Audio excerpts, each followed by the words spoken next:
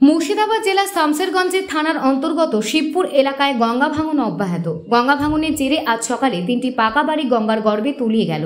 জানা গিয়েছে, প্রতি বছরই বর্ষাকালে শামসেরগঞ্জের গঙ্গার গ্রাসে একের পর এক গ্রাম তলিয়ে যাচ্ছে, যার ব্যতিক্রম এবছর হলো না। আজ সকাল থেকে গঙ্গা রাক্ষসের রূপ নেয় এবং গঙ্গার গর্ভে তলিয়ে যায় 3টি বাড়ি, যার জেরে ব্যাপক উৎকণ্ঠে রয়েছে শামসেরগঞ্জের শিবপুরের বাসিন্দারা। কি হয়েছে বলুন?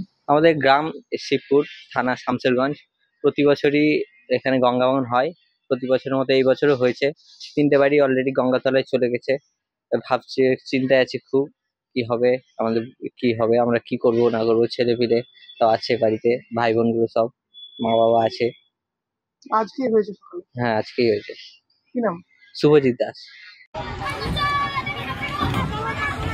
মনে করতে ভালো হবে।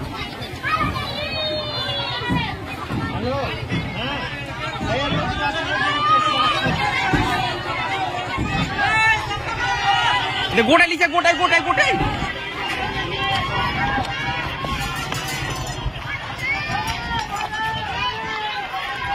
গোটাই বাড়ি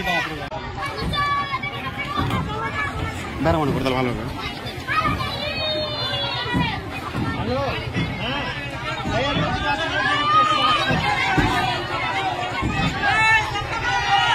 গোটাই লিখে গোটাই গোটাই গোটাই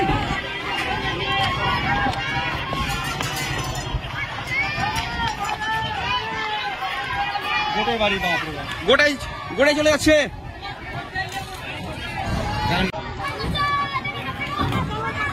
বেড়া মনে করতে ভালো হবে।